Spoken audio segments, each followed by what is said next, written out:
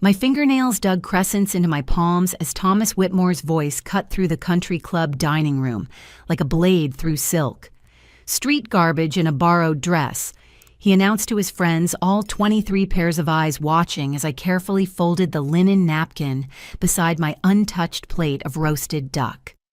The crystal chandelier above cast dancing shadows across the mahogany table, but nothing could diminish the burning humiliation flooding my cheeks. The smirk on Thomas's face was worth memorizing, that self-satisfied expression of a man who thought he'd won. But Thomas didn't know that sitting in my briefcase was evidence of his billion-dollar merger fraud. The silence stretched like a taut wire before Thomas continued his assault, his bourbon-soaked voice carrying across the private dining room of the Beacon Hill Country Club. "I hired a private investigator, you know," he said, swirling the amber liquid in his glass. "Fascinating what you discover about people who try to climb above their station." My stomach dropped as 23 faces turned toward me with renewed interest. These weren't just any dinner guests. These were Boston's elite power brokers, old money families whose names graced hospital wings and university buildings. The Cabot matriarch leaned forward in her pearls, while Judge Hartford adjusted his wire-rimmed glasses for a better view of the spectacle. "Kylie here grew up in a lovely little trailer park in Dayton, Ohio." Thomas announced, his words dripping with mock sympathy. "Her father ran a construction company into the ground bankruptcy, liens the whole 9 yards, left the family with nothing but debt and broken dreams." Heat flooded my face as murmurs rippled around the table. I caught Mrs. Pemberton whispering to her husband behind her jeweled hand, while the Ashworth twins pulled out their phones to discreetly record the social assassination unfolding before them. "But our Kylie here is resourceful," Thomas continued, relishing every word. "Worked 3 jobs through community college gas station, attendant diner, waitress, and house cleaner. Can you imagine those hands that scrub toilets now trying to hold champagne flutes at charity galas?" My boyfriend Marcus sat frozen beside me, his face pale but his mouth firmly shut. Not once did he move to defend me or tell his father to stop. His silence cut deeper than any of Thomas's words. "She managed to transfer to Boston University on need-based aid," Thomas pressed on. "Full scholarship for underprivileged students. Quite the climb from Trailer Park to Beacon Hill, wouldn't you say?" Patricia Whitmore, Thomas's wife, finally spoke up from across the table.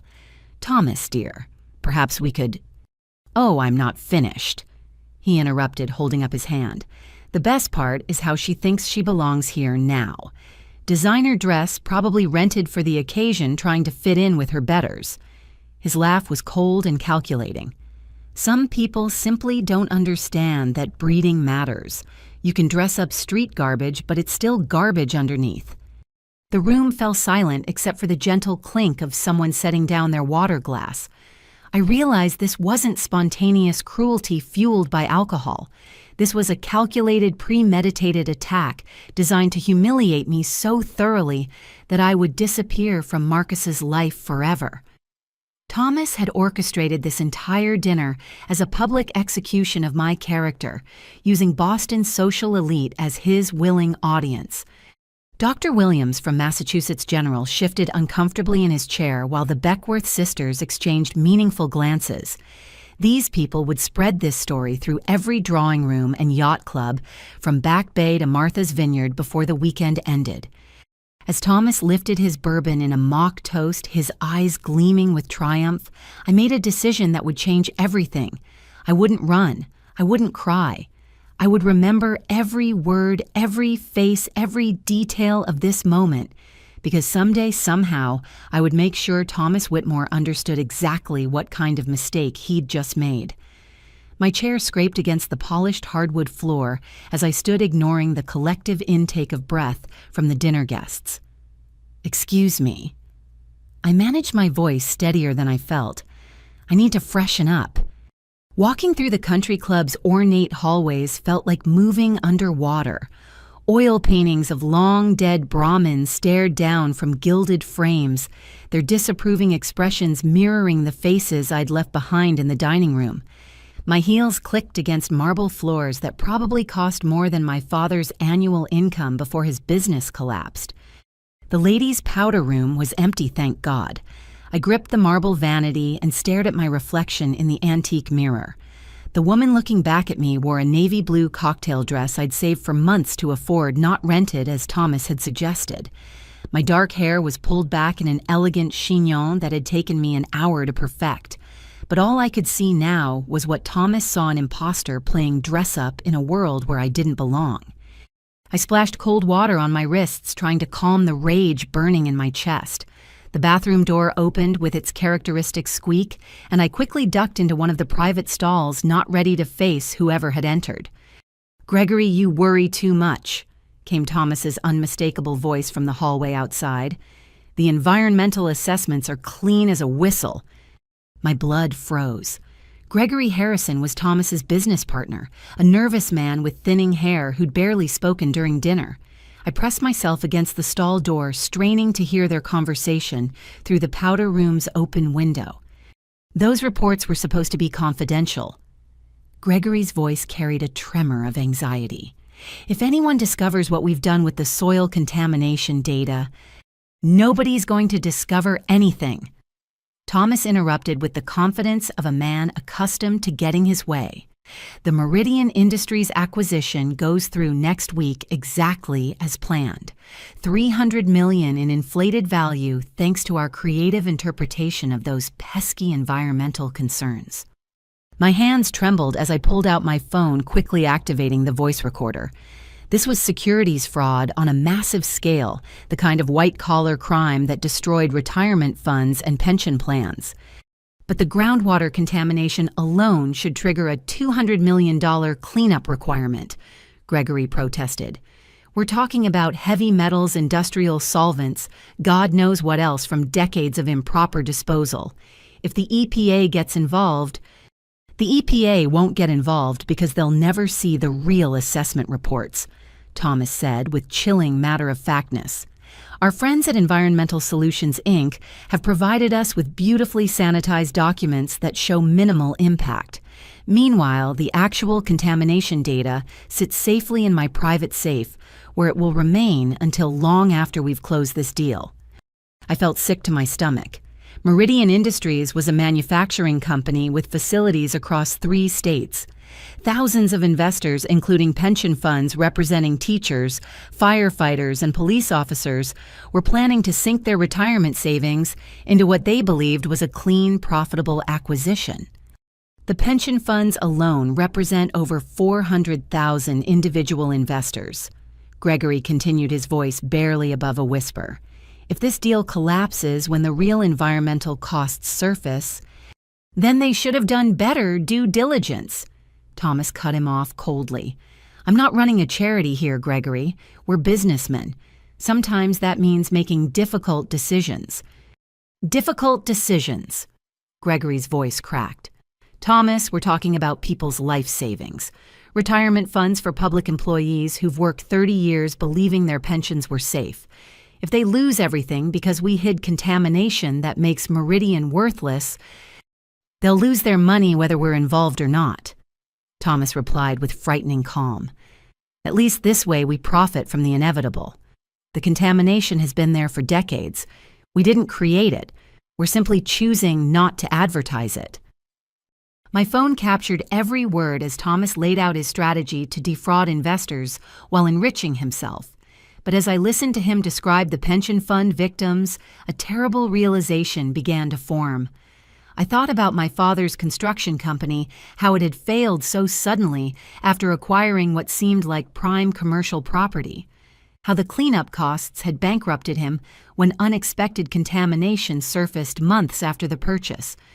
"Besides," Thomas added with a chuckle that made my skin crawl, "it's not like we haven't done this before. Remember the Ohio project in 2008? Same playbook, same results. That contractor who bought the contaminated land never knew what hit him. Ohio, 2008, the year my father lost everything." I remained hidden in the powder room stall long after Thomas and Gregory's footsteps faded down the hallway. My mind raced as I tried to process what I'd just heard. The implications were staggering, not just for the Meridian deal, but for countless other victims of Thomas's systematic fraud over the years. When I finally returned to the dining room, most of the guests had moved to the club's library for brandy and cigars. Marcus sat alone at the table, scrolling through his phone, with the casual indifference of someone who hadn't just watched his father destroy his girlfriend's dignity in public. "We need to talk," I said quietly, sliding back into my chair. He didn't look up from his screen. "About what?" "About what your father just did to me. About why you sat there saying nothing while he humiliated me in front of every important person in Boston." Marcus finally raised his eyes, and what I saw there chilled me more than his father's cruelty. There was no guilt, no remorse, no love, just cold calculation. "Maybe he has a point," Marcus said, his voice devoid of emotion. "Maybe you don't really belong in our world." The words hit me like a physical blow. "Our world, Marcus. We've been together for 18 months. You said you loved me. You talked about marriage, about building a life together. I said a lot of things." He set down his phone and looked at me directly for the first time since his father's attack. "But let's be honest, Kylie. You're a nice girl, but you're not exactly wife material for someone in my position." "Your position?" I struggled to keep my voice level. "What position is that exactly?" "I'm a Whitmore. My family has been in Boston society for 6 generations. My great-grandfather founded Whitmore Industries. My father sits on the boards of 3 major banks and 2 Fortune 500 companies. I can't just marry anyone I want." "So what was this? What were we?" The question came out as barely a whisper. Marcus had the grace to look slightly uncomfortable. "Look, you're smart, you're beautiful, and you're great in bed. We had fun. But fun doesn't translate into marriage, and you were naive if you thought otherwise." I stared at him, searching for any trace of the man I thought I'd known. The man who'd brought me soup when I was sick, who'd spent hours listening to me talk about my dreams of working in finance, who'd held me while I cried about missing my father. "There's something else." Marcus continued his tone, becoming almost businesslike. "My father asked me to keep track of certain things about your work, projects you were involved in, clients you mentioned, that sort of thing." My blood turned to ice. "What are you talking about?" "You work for Davidson and Associates. They handle a lot of deals that could potentially compete with Whitmore Industries. My father wanted to know if any conflicts of interest might arise." "You were spying on me." The betrayal felt like a knife twisting in my chest. "I was protecting family interests," Marcus corrected. "You talked about your work all the time. The Henderson acquisition, the coastal capital, restructuring the pension fund, diversification projects. I simply passed along relevant information." I thought about all the intimate conversations we'd shared, all the times I'd confided in him about challenging projects at work, all the details I'd shared about client strategies and deal structures, information that could be worth millions to a competitor. "The Meridian deal," I said suddenly. "You told him about the Meridian deal." Marcus's pause was all the confirmation I needed. "That was business, Kylie. Nothing personal." Nothing personal. I stood up so quickly, my chair nearly toppled over. "You used me. For 18 months, you used me to steal confidential information from my firm." "I wouldn't call it stealing," Marcus said calmly. "You volunteered the information freely. I just happened to find it useful." The casual cruelty in his voice was almost worse than his father's public humiliation. At least Thomas's attack had been openly hostile. Marcus's betrayal was surgical, precise, and utterly without remorse. "Did you ever care about me at all?" I asked, hating how vulnerable the question made me sound. Marcus considered this for a moment, then shrugged. "You were convenient. And like I said, we had fun. But let's not pretend this was some great love story, Kylie. People like you and people like me, we inhabit different worlds. Tonight was just a reminder of that reality." He stood up and straightened his jacket, preparing to join the other guests in the library. "My advice, accept that this was never going to work out, take the lesson my father offered tonight, and find someone more suited to your background. There are plenty of middle-class guys who would be thrilled to have you." As Marcus walked away, leaving me alone at the table, surrounded by the remnants of a dinner I'd never finished, I felt something cold and hard settle in my chest. It wasn't just heartbreak, it was determination. Both Whitmore men had underestimated me tonight. They'd shown me exactly who they were, and now I would show them exactly who I was. The recording on my phone contained evidence of securities fraud that could bring down Thomas's empire, and now I knew that Marcus had been feeding him insider information about my firm's deals, including potentially our work on competing bids for the very same Meridian Industries that Thomas was planning to acquire through fraud. Thomas wanted to play games with people's lives and fortunes. Marcus wanted to use and discard people like they were disposable. They were about to learn that some garbage burns empires down. My apartment in Cambridge felt like a sanctuary after the toxic atmosphere of the country club. I kicked off my heels and immediately went to my laptop, the recording from my phone already uploaded and saved in 3 different locations. The Whitmore men might have money and connections, but I had something they didn't evidence of their crimes. I brewed a pot of coffee and settled in for what I knew would be a long night of research. The name Meridian Industries had been familiar when I first heard it, and now I needed to figure out why. My firm's client database required several security clearances to access from home, but as a senior analyst, I had the necessary permissions. As I scrolled through active projects, my heart began to pound. There it was, Meridian Industries acquisition file number M2024-473. The lead advisor listed was Sarah Davidson, my boss, and the founding partner of Davidson & Associates. The acquiring entity was Coastal Capital Group, one of our most important institutional clients. I opened the project files and felt my blood pressure spike as I read the details. For the past 4 months, our firm had been working around the clock to structure a legitimate bid for Meridian Industries.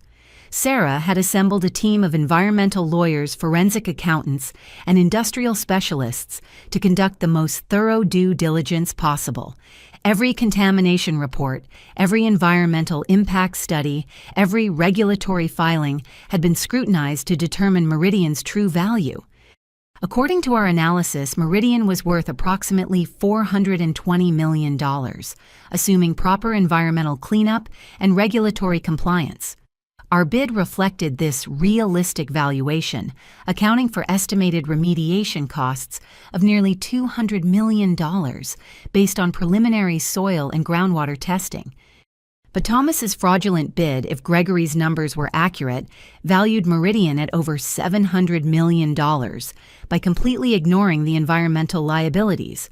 Not only was this securities fraud, but it would also guarantee that Thomas's bid would be accepted over our legitimate offer.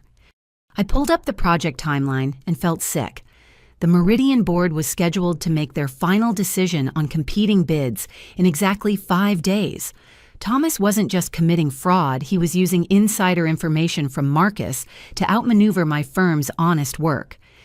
My phone buzzed with a text from Sarah. Team meeting tomorrow at 7 a.m. Meridian decision expected sooner than anticipated. Need all hands on deck. I stared at the message, realizing the impossible position I was now in. If I revealed what I knew about Thomas's fraud, I'd have to explain how I obtained the information, which could expose the fact that Marcus had been feeding confidential details about our bid strategy to a competitor for months. That kind of security breach could not only end my career, but potentially expose Davidson & Associates to lawsuits from other clients who might question whether their confidential information had been compromised. But if I stayed silent, thousands of innocent investors would lose their life savings when Thomas's artificially inflated deal inevitably collapsed under the weight of massive environmental cleanup costs. I opened a new browser window and began researching Thomas Whitmore's business history, looking for patterns that might help me understand the full scope of his operations. What I found made me feel physically ill. Whitmore Industries had been involved in at least 12 major acquisitions over the past 15 years, and every single one followed a similar pattern. Thomas would acquire properties or companies with hidden environmental problems, conceal the contamination through falsified reports, then resell at inflated prices to unsuspecting buyers. When the environmental costs eventually surfaced, the buyers faced financial ruin, while Thomas profited from insurance settlements and tax write-offs on the failed investments. The Ohio project Gregory had mentioned, I found it buried in a trade publication article from 2009. Whitmore Industries had sold contaminated commercial property in Dayton to a local construction company that went bankrupt within 18 months when EPA testing revealed soil contamination, requiring $23 million in cleanup costs. My father's construction company had been based in Dayton. The timeline matched perfectly. With shaking hands, I searched for more details about the Ohio transaction. The construction company that had purchased the contaminated property was called Morrison Building Solutions. The owner was listed as David Morrison. David Morrison, my father. Thomas Whitmore hadn't just humiliated me tonight, he had destroyed my family 15 years ago. The failed business venture that had driven my father to bankruptcy, that had forced us into the trailer park that had crushed my father's spirit and ultimately contributed to his early death from stress-related heart problems, had been one of Thomas's deliberate fraud schemes. I was no longer just a witness to securities fraud. I was the daughter of one of Thomas's victims, and I finally understood why Marcus had been so interested in my background when we first met. Thomas must have realized who I was from the beginning, the daughter of David Morrison, the construction company owner he destroyed in Ohio. This had never been about romance or even corporate espionage. This had been about Thomas keeping his enemies close, monitoring the daughter of a man whose life he'd ruined to make sure she never posed a threat to his empire. But now I posed the biggest threat he'd ever faced. Because unlike my father, I had the financial expertise to understand Thomas's methods, the legal knowledge to document his crimes, and most importantly, the evidence to prove everything. Thomas and Marcus thought they'd won tonight. They had no idea that their greatest victory was about to become their ultimate downfall. The next morning, I called in sick to work something I'd never done without actually being ill. But I needed time to dig deeper into Thomas's criminal empire before confronting him with evidence that could destroy everything he'd built. I drove to the Boston Public Library's research division knowing that accessing certain databases from home might leave digital footprints that could be traced back to me. The librarian, a kind woman named Helen with silver hair and reading glasses, helped me access historical business records, SEC filings, and environmental reports that weren't available online. For 8 hours, I methodically traced Thomas's business dealings across 2 decades. The pattern was even more extensive than I'd initially realized. Whitmore Industries operated like a sophisticated criminal organization using shell companies, offshore accounts, and corrupt environmental consulting firms to systematically defraud investors while poisoning communities. The Morrison Building Solutions transaction was just one of 27 documented cases where Thomas had sold contaminated properties to unsuspecting buyers. The environmental consulting firm that had provided the falsified clean reports for my father's property, Environmental Solutions, Inc., was the same company Gregory had mentioned in connection with the Meridian deal. But as I dug deeper into the company's records, I discovered something that made my hands shake with rage. Environmental Solutions, Inc. wasn't just Thomas's partner in fraud, it was owned by him. He'd created an entire fake environmental consulting company solely to produce fraudulent reports that would hide contamination from his victims. The scope of the devastation was staggering. Teachers in Detroit had lost their pensions when a Whitmore-sold property collapsed under cleanup costs. A small town in Vermont had seen its main employer go bankrupt when soil contamination made their facility unusable. Retirement communities in Florida had lost millions when supposedly pristine land turned out to be former chemical dump sites. Each victim followed the same pattern my father had experienced: initial excitement about acquiring valuable property, followed by the gradual discovery of environmental problems, then financial ruin as cleanup costs spiraled beyond their ability to pay. Meanwhile, Thomas collected insurance payouts, tax benefits, and often bought back the contaminated properties at bankruptcy auctions for pennies on the dollar. But the most horrifying discovery came when I found a folder of internal Environmental Solutions Inc. documents that had been leaked during a whistleblower lawsuit in 2018. The case had been settled out of court with strict confidentiality agreements, but the initial court filings were still public record. Among the leaked documents was an email from Thomas to the head of Environmental Solutions Inc., with the subject line, Morrison Project Final Cleanup. The email, dated 3 months after my father's bankruptcy, contained a single chilling line: target eliminated. Property acquisition proceeding as planned. Target eliminated. My father wasn't just collateral damage in Thomas's fraud scheme, he had been specifically targeted for destruction. Thomas had researched my father's construction business, identified it as a potential threat to his land acquisition plans in the Dayton area, and deliberately sold him contaminated property to eliminate the competition. The medical examiner's report listed my father's cause of death as myocardial infarction, a heart attack brought on by severe stress and financial pressure. But now I knew the truth.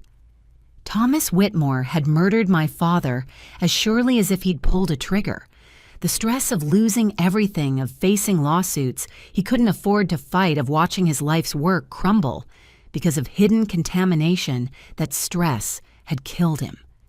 I printed every document, photographed every screen, and saved every file. By the time I left the library, I had assembled a case that could send Thomas to prison for decades. But as I drove home through Boston's evening traffic, I realized I'd also discovered something else that changed everything. Among the Environmental Solutions Inc. documents was a list of upcoming projects properties that Thomas planned to sell using falsified environmental reports. The Meridian Industries site was on that list, but it wasn't the only one. There were 6 other major deals planned over the next 18 months, representing over $2 billion in fraudulent transactions that would devastate pension funds, retirement accounts, and municipal investments across the country.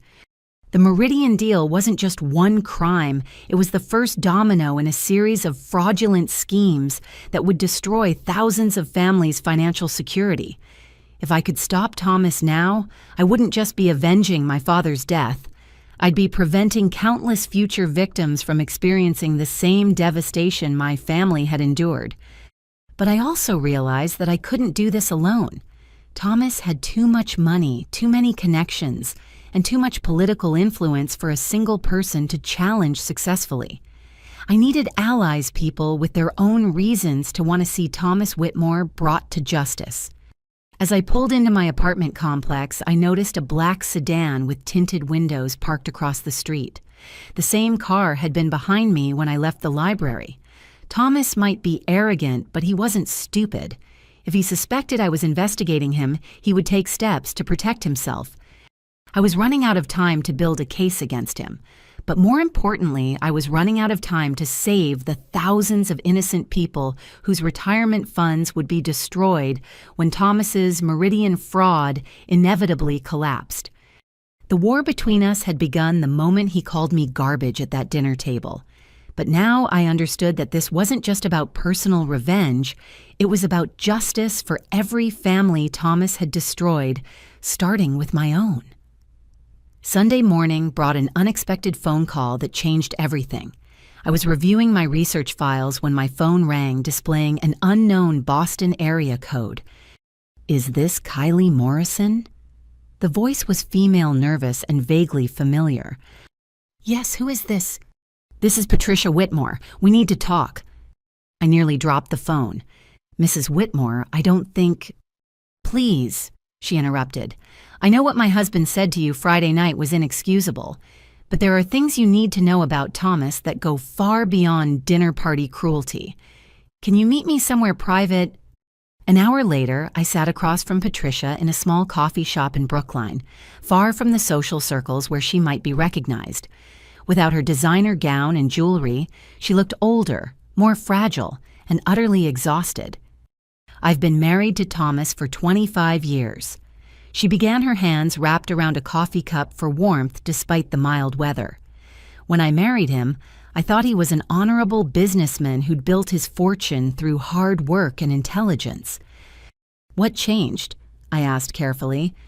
Patricia's laugh was bitter. Nothing changed. I just gradually discovered who he really was. The first hint came about 5 years into our marriage when I found documents in his home office environmental reports that had been altered. When I asked him about them, he told me I was misunderstanding technical language. She reached into her purse and pulled out a thick envelope. But I'm not stupid, Kylie. I have a master's degree in environmental science from MIT. I know what soil contamination reports look like, and I know when they've been falsified. My heart began to race. You've been documenting his crimes. For 15 years, Patricia confirmed. Every forged document I could copy, every suspicious conversation I could record, every meeting with corrupt officials I could photograph. I've been building a case against my own husband because I couldn't live with the knowledge of what he was doing to innocent people. She slid the envelope across the table. But I never had the financial expertise to understand the full scope of his operations. I knew he was committing fraud, but I didn't understand the securities law violations, the pension fund implications, the systematic nature of his schemes. I opened the envelope with trembling hands. Inside were hundreds of photographs of documents, USB drives containing audio recordings and detailed notes spanning years of Thomas's criminal activities. This wasn't just evidence, it was a complete roadmap of his entire fraudulent empire. Why didn't you go to the authorities? I asked. Patricia's expression darkened. Because Thomas isn't just a businessman, he's a predator who protects himself by destroying anyone who threatens him. Our prenuptial agreement leaves me with nothing if I divorce him. No money, no property, no security. And he's made it clear that if I ever betrayed him, he would ensure I faced criminal charges as an accomplice. But you weren't an accomplice. You were documenting evidence. Try explaining that to a jury when Thomas's lawyers present forged documents showing that I helped plan his schemes. He's created fake email accounts in my name, falsified financial records showing payments to me from his shell companies, even manufactured evidence that I was the one who contacted Environmental Solutions, Inc. about falsifying reports. The sophistication of Thomas's protection scheme was breathtaking. He hadn't just committed crimes, he'd built an entire system to frame his own wife if she ever tried to expose him. So why are you coming to me now? I asked. Patricia's eyes filled with tears. Because Friday night, when I watched him destroy you in front of all those people, I realized I couldn't stay silent anymore. You remind me of myself 25 years ago, intelligent, ambitious, believing that good people could build honest lives. Thomas crushed that idealism in me, but he hasn't crushed it in you yet. She leaned forward, her voice dropping to a whisper. And because I know who your father was, David Morrison. Thomas didn't just sell him contaminated land, Kylie. He targeted your father specifically because Morrison Building Solutions was planning to bid on the same municipal contracts Thomas wanted. Your father's death wasn't collateral damage, it was murder by financial warfare. The coffee shop seemed to spin around me. You knew all this time, you knew Thomas killed my father. I found the targeting documents in his files 3 years after it happened. By then, the statute of limitations had passed for most of the charges, and I had no way to contact you without exposing myself. But I've been waiting for an opportunity to make things right. Patricia reached across the table and grasped my hand. I can't bring your father back, Kylie, but I can help you make sure Thomas never destroys another family. The evidence in that envelope includes everything you need to prove the Meridian fraud, plus documentation of 23 other schemes spanning 15 years, including the Morrison Building Solutions transaction. Every document, every email, every forged report that led to your father's bankruptcy, plus the insurance fraud Thomas committed afterwards when he bought back the contaminated property and claimed environmental remediation costs he never actually paid. I stared at the envelope, understanding that it contained not just evidence of crimes, but proof of my father's murder and the systematic destruction of countless innocent families. "There's something else," Patricia continued. "Thomas doesn't know about your investigation yet, but he's suspicious. Marcus told him about your relationship ending, and Thomas is paranoid enough to assume you might cause problems. He's planning to have you fired from Davidson and Associates by claiming you leaked confidential information to competitors. He can't prove that because it isn't true."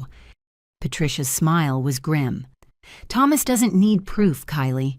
He manufactures it, just like he manufactured evidence against me as insurance. Right now, his people are creating fake email accounts, falsified transaction records, and forged communications that will make it appear you've been selling insider information for months." The trap was already being set. Thomas wasn't just protecting himself from my potential investigation, he was actively working to destroy my credibility before I could expose his crimes. "How much time do I have?" I asked. "The Meridian board meets Wednesday to finalize the acquisition.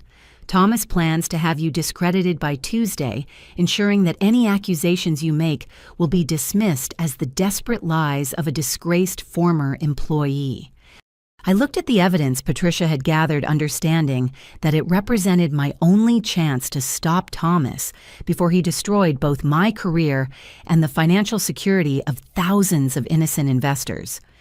"Will you testify?" I asked. Patricia was quiet for a long moment. "If you can guarantee my protection from Thomas's retaliation, yes. But Kylie, you need to understand what you're up against. Thomas has judges in his pocket, politicians on his payroll, and enough money to make evidence disappear. This won't be easy." "Nothing about fighting monsters ever is," I replied, thinking of my father's gentle hands and the stress lines that had appeared on his face during those final months. "But some fights are worth having regardless of the cost." As we left the coffee shop, Patricia handed me a final envelope. "One more thing," she said. "Thomas isn't working alone on the Meridian deal. His business partner, Gregory Harrison, is being blackmailed into cooperation. If you can find a way to approach Gregory safely, you might find another ally in this fight." I drove home with evidence that could bring down a criminal empire, but also with the knowledge that I was now in a race against time. Thomas was already moving to destroy my credibility, and I had less than 72 hours to build a case strong enough to survive his counterattack. The war had escalated beyond personal revenge. This was now about justice for every family Thomas had destroyed, protection for every future victim, and ensuring that my father's death would finally have meaning. Some garbage burns empires down. Thomas was about to learn exactly how hot that fire could burn. Monday morning arrived with the kind of autumn crispness that usually filled me with optimism. Instead, I felt like I was walking into a minefield as I entered the offices of Davidson and Associates. The evidence Patricia had given me was safely stored in a bank security deposit box, but I knew Thomas's counterattack was already in motion. My assistant Jennifer looked unusually nervous when I arrived. "Kylie Sarah wants to see you in her office immediately." She seemed upset. Sarah Davidson was a formidable woman who'd built her firm through intelligence, integrity, and an unwavering commitment to ethical business practices. At 62, she was one of the most respected financial advisors in Boston, known for her meticulous attention to detail and her refusal to compromise her principles for profit. "Close the door," she said as I entered her corner office overlooking the harbor. Her expression was grimmer than I'd ever seen it. "Sarah, if this is about taking Friday off—" "It's not about Friday," she interrupted, turning her computer monitor toward me. "It's about this." On the screen was an email thread that made my blood run cold. The messages appeared to be from my corporate email address sent to an account labeled kmorrison.consulting@gmail.com. The emails contained detailed information about Davidson and Associates' client strategies, including confidential details about the Meridian Industries bid. "That's not my email address," I said immediately. "I don't have a consulting business, and I've never sent confidential client information to anyone." The IT department confirmed these emails originated from your workstation, Sarah replied coldly. The metadata shows they were sent during regular business hours over the past 3 months. The consulting account has received payments totaling $47,000 from accounts linked to foreign investment firms. I stared at the screen in horror. The emails were perfectly crafted to look like insider trading communications, complete with details only someone with access to our client files could know. But the writing style was subtly different from mine, and the information was arranged in ways that suggested someone was reconstructing conversations rather than reporting them firsthand. Sarah, this is fabricated. Someone is trying to frame me. The evidence suggests otherwise. Sarah opened another folder on her computer. These are bank records showing deposits into an account linked to that consulting email address. The deposits correspond exactly with the dates of major client announcements that would have been valuable to competitors. What account? I've never opened any consulting account. The account was opened 3 months ago with your social security number and driver's license information. The signature on the banking documents matches your employment records. Thomas's reach was even more sophisticated than I'd imagined. He hadn't just forged emails, he'd created an entire false financial trail, complete with bank account signatures and transaction records that would be almost impossible to disprove without extensive forensic analysis. This is identity theft and fraud, I said desperately. Someone has stolen my personal information to create false evidence against me. Sarah's expression softened slightly.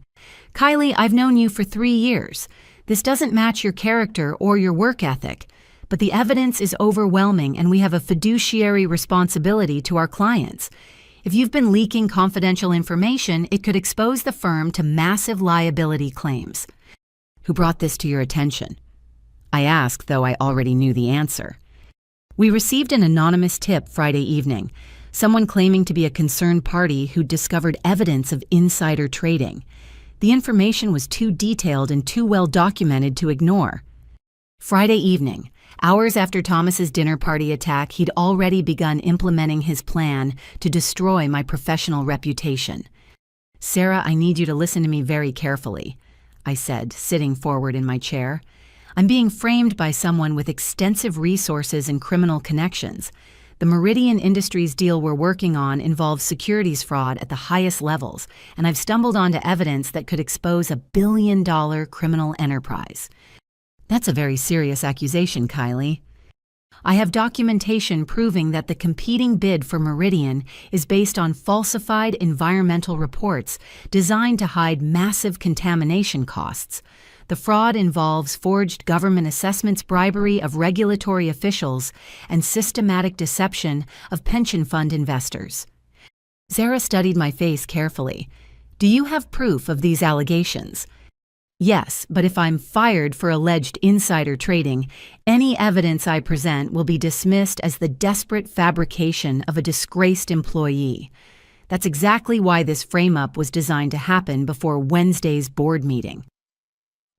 The Meridian board meeting. Sarah's eyebrows rose. How did you know that was moved up to Wednesday? That information was confidential. I realized I'd made a mistake. The meeting change wasn't public information. I only knew about it from Patricia's warning, which I couldn't reveal without exposing her cooperation. I struggled to find a plausible explanation that wouldn't implicate Patricia or reveal the extent of my investigation. Sarah's expression hardened again. This is exactly what concerns me, Kylie. You seem to have access to confidential information about timeline changes that were only communicated to senior partners. It suggests you may have sources inside competing firms, or sources inside the companies involved in the acquisition, I said carefully. Sarah, what if I could prove that the environmental assessments in the competing Meridian bid are fraudulent? What if I could show you evidence that the other bidders are committing securities fraud on a massive scale? I'd say you were trying to distract from your own ethical violations by making unsubstantiated accusations against competitors. The trap was perfectly constructed. Thomas had anticipated that I might try to expose his crimes and had created a framework where any accusations I made would appear to be desperate lies from a caught criminal. My credibility was already destroyed in Sarah's eyes. "I'm suspending you pending a full investigation," Sarah announced. "Security will escort you out of the building and your access to all firm resources is immediately revoked. If the investigation confirms insider trading, we'll terminate your employment and refer the matter to federal authorities." "Sarah, please. Give me 48 hours to prove my innocence. Let me show you evidence of the real crimes being committed here." "Evidence you claim to have obtained through legitimate means despite being framed by a criminal enterprise." Sarah's tone was skeptical. "Kylie, do you understand how that sounds?" As security arrived to escort me from the building, I realized Thomas had achieved multiple objectives with a single move. He destroyed my professional credibility, eliminated my access to competing bid information, and created a narrative where any evidence I presented would be viewed as fabricated revenge against the people who'd exposed my alleged crimes. But Thomas had made one critical error in his planning. He'd assumed that destroying my career would be enough to silence me. He didn't understand that I was no longer fighting for my job. I was fighting for justice for my father and protection for thousands of innocent investors. The frame-up had succeeded in discrediting me professionally, but it had also freed me from any obligation to protect Davidson and Associates from the collateral damage of exposing Thomas's crimes.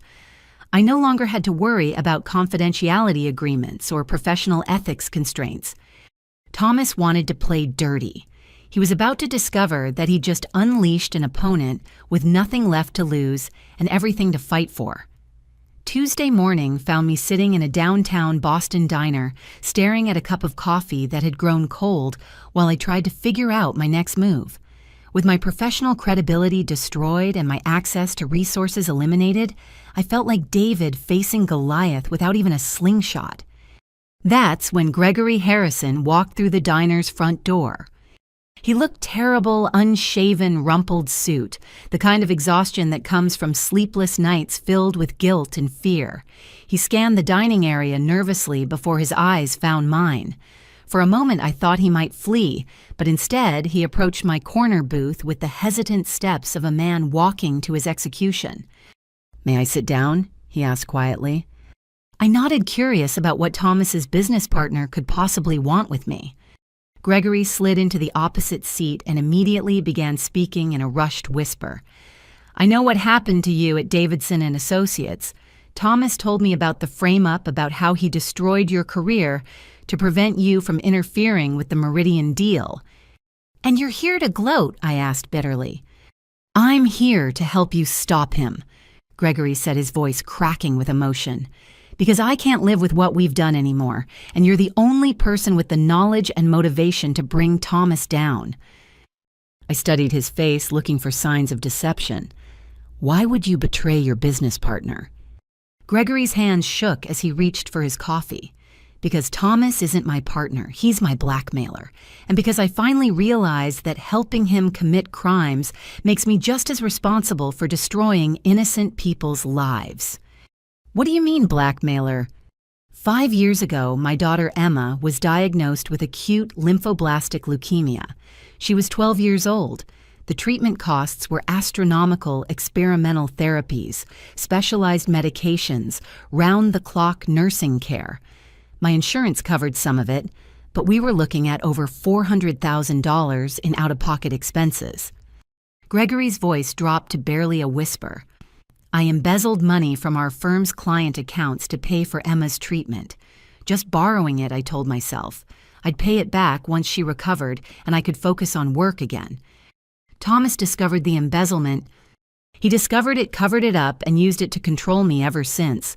Every time I tried to refuse participation in his schemes, he'd remind me that one phone call to the FBI would destroy not only my career, but Emma's medical care. She's in remission now, but still needs ongoing treatment that costs thousands of dollars each month." The elegant trap became clear. Thomas had allowed Gregory to steal money specifically to create leverage over him. It was the same pattern I'd seen in Patricia's situation. Thomas protected himself by ensuring his accomplices had more to lose than he did. But Emma's treatment will continue even if I go to prison, Gregory interrupted. I finally accepted that. My daughter is alive because I committed crimes, but other people's children are suffering because I helped Thomas destroy their parents' financial security. I can't live with that anymore. Gregory reached into his briefcase and pulled out a manila folder. These are the original environmental impact reports for Meridian Industries, the real ones before Thomas had them altered. The contamination is even worse than you probably realize. I opened the folder and felt my stomach drop. The genuine reports showed contamination levels that would require nearly $300 million in cleanup costs, not the $200 million I'd estimated. The affected area included residential neighborhoods and 3 schools built on land contaminated by decades of illegal chemical disposal. This isn't just financial fraud, I said, reading through the technical assessments. This is a public health emergency. Children are attending schools built on contaminated ground. It gets worse, Gregory continued. The contamination includes heavy metals and organic compounds that cause developmental delays and cancer. Thomas knows this, but he's planning to complete the sale before anyone discovers the health risks. Why are you telling me this? Why not go directly to the authorities? Gregory's expression was grim. Because I tried. Last month, I contacted the SEC's Boston office to report the securities fraud. 3 days later, the investigating agent called Thomas directly to discuss my allegations. Thomas has people everywhere: regulators, prosecutors, judges. Any official complaint gets back to him before it reaches anyone who might actually investigate.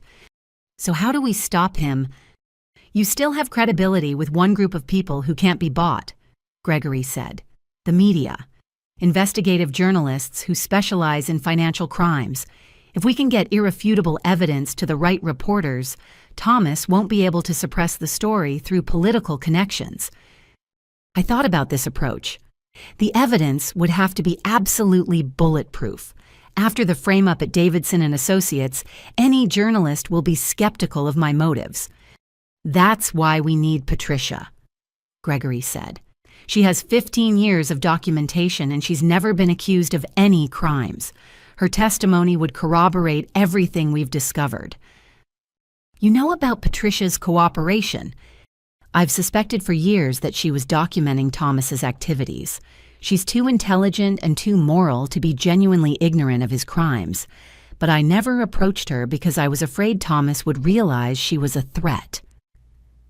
A plan began forming in my mind.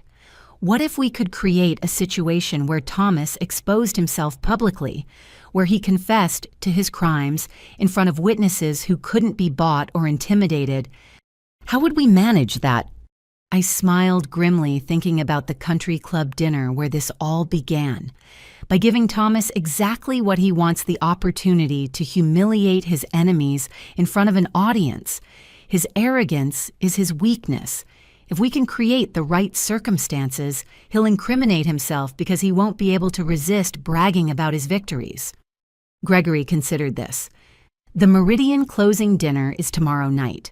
Thomas is hosting a celebration at the Beacon Hill Country Club for all the major investors and political figures involved in the deal. He's planning to announce the successful acquisition and take credit for structuring the most profitable environmental acquisition in Massachusetts history. Perfect, I said. Thomas's greatest triumph will become his confession. But we'll need more than Patricia's documentation and your testimony. We'll need real-time evidence of him admitting to the crimes. What do you have in mind? Something that will ensure Thomas's own words destroy his empire. I replied, thinking of the recording device I'd used to capture his conversation with Gregory, and something that will finally give my father justice. As we left the diner, I realized that Thomas's greatest mistake hadn't been underestimating me. It had been creating so many victims that eventually some of them would find each other and fight back together.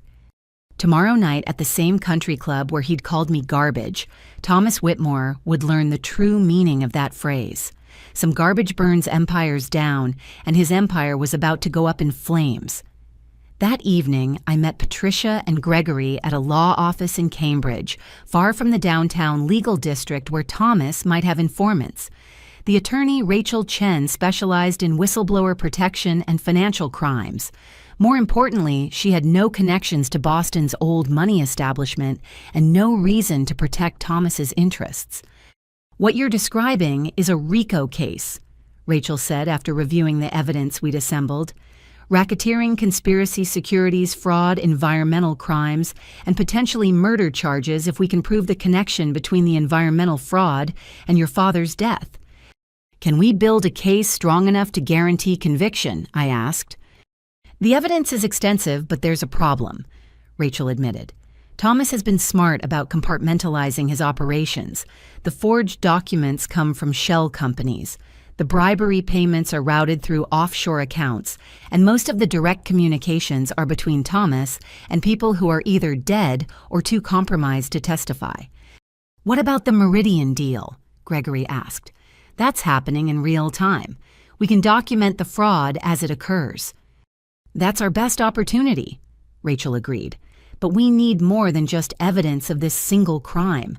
We need Thomas to admit to the broader conspiracy to reveal the scope of his operations in a way that can't be dismissed as isolated incidents." Patricia leaned forward. "I've been thinking about that. Thomas has one weakness that we haven't fully exploited: his need to be recognized as the smartest person in the room. He can't resist explaining his strategies when he thinks he's won." "The closing dinner tomorrow night," I said, understanding her direction. "If we can get him talking about his methods in front of the right audience—" "It won't just be any audience," Patricia continued.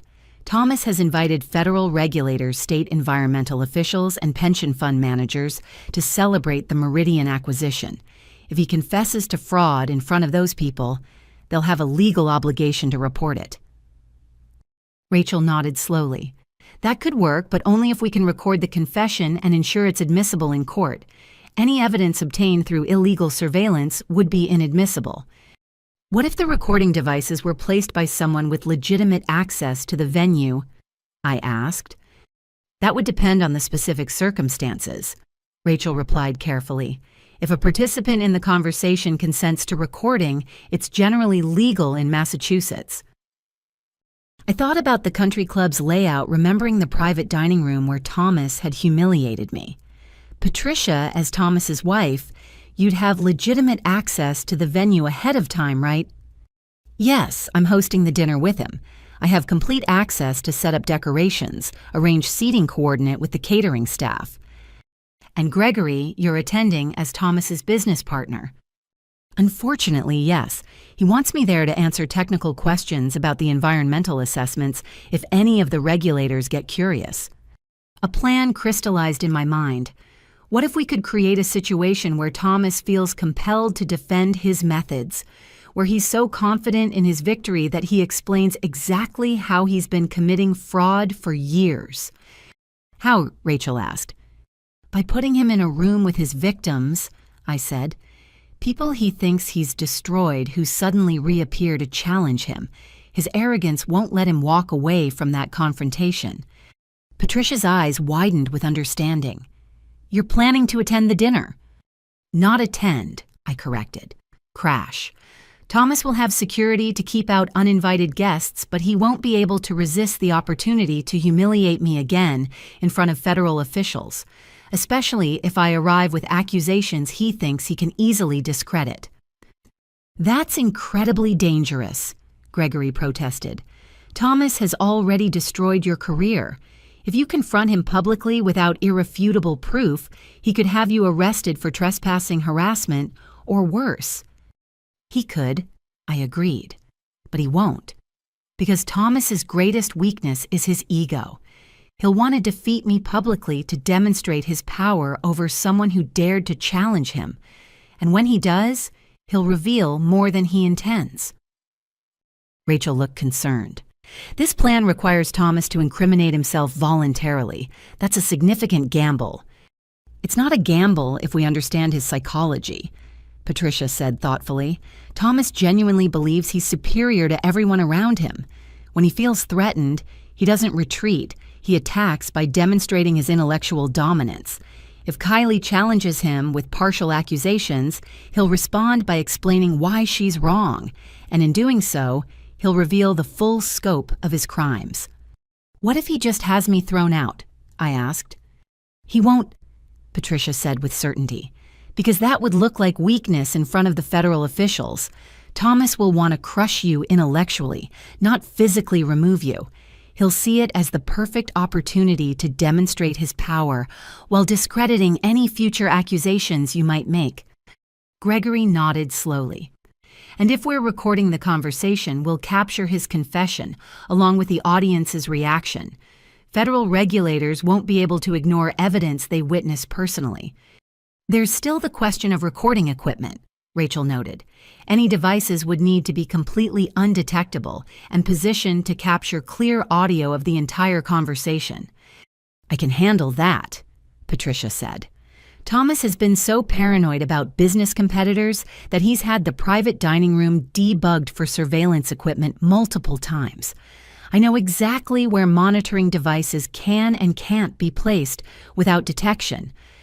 And I can ensure the conversation happens in the right location," Gregory added. "I'll guide the discussion toward the environmental assessments, creating openings for Kylie to challenge Thomas's explanations." As we refined the plan, I felt the familiar mixture of terror and determination that had sustained me through the past week. Tomorrow night, I would walk back into the same room where Thomas had called me garbage. But this time, I would be armed with evidence of his crimes and a strategy to make him destroy himself. "There's one more thing," I said as we prepared to leave. "We need to ensure the pension fund managers and federal officials understand the full scope of what they're witnessing. They need to know that the Meridian fraud isn't an isolated incident, but part of a 15-year pattern of crimes." "How do we accomplish that?" Rachel asked. "By making sure they have copies of all the evidence before the dinner begins," I replied. "Anonymous packages delivered to their offices tomorrow afternoon containing documentation of Thomas's previous fraudulent schemes. When he confesses tomorrow night, they'll realize they're not just witnessing a single crime, but the culmination of a massive criminal enterprise." Patricia smiled grimly. "Thomas wanted to celebrate his greatest victory tomorrow night. Instead, he'll be confessing to his greatest defeat." As we left the law office, I understood that we were past the point of no return. Tomorrow night would either bring justice for my father and protection for thousands of future victims, or it would complete Thomas's destruction of everyone who dared to oppose him. But for the first time since that humiliating dinner, I felt genuinely hopeful. Thomas had built his empire by isolating and destroying his victims, one at a time. Tomorrow night he would face all of his victims together, united by a shared determination to ensure that his reign of financial terror finally ended. Some garbage burns empires down. Tomorrow night, Thomas Whitmore would learn exactly how hot that fire could burn. Wednesday morning arrived with gray skies that matched my mood as I prepared for what could be either my vindication or my final destruction. I'd barely slept, running through every possible scenario of how the evening might unfold. Thomas was clever, ruthless, and had decades of experience destroying people who threatened him. One mistake on my part could end with me in federal custody while he celebrated his latest victory. My phone rang at 7 a.m., unknown number. "Hello, Kylie Morrison." The voice was official clipped. "This is Agent Daniel Rodriguez, FBI Financial Crimes Division. We need you to come in for questioning immediately regarding allegations of securities fraud and corporate espionage." My blood turned to ice. "I'm sorry, what allegations?"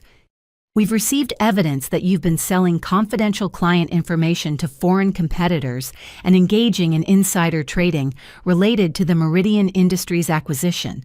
There's a federal warrant for your arrest." Thomas had escalated beyond professional destruction. He was using his political connections to have me arrested before tonight's confrontation. "Agent Rodriguez, I think there's been a misunderstanding." I can explain. Ma'am, you need to understand the seriousness of these charges. Wire fraud violation of the Economic Espionage Act conspiracy to defraud investors. You're looking at 20 years in federal prison if convicted. 20 years. For crimes I'd never committed based on evidence Thomas had manufactured. Can I at least call my attorney? You can call your attorney from federal custody. We're en route to your location now. I hung up and immediately called Rachel Chen. They're coming to arrest me. Thomas has convinced the FBI that I'm the criminal. Don't say anything without me present, Rachel said immediately. I'll meet you at the federal building. This is exactly what we anticipated Thomas using law enforcement as a weapon to silence his opponents. Through my apartment window, I could see black SUVs pulling into the parking lot. Federal agents in tactical gear were already surrounding the building.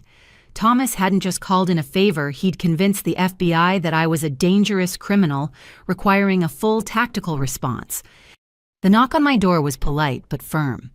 FBI, please open the door, Ms. Morrison. I opened the door to find Agent Rodriguez, a middle-aged man with steel gray hair and tired eyes, flanked by 4 other agents.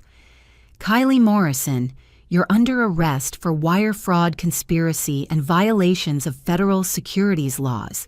You have the right to remain silent.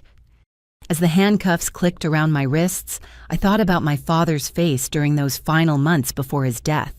The stress lines, the sleepless nights, the gradual realization that he was trapped in a system designed to destroy him. Now I understood exactly how he'd felt.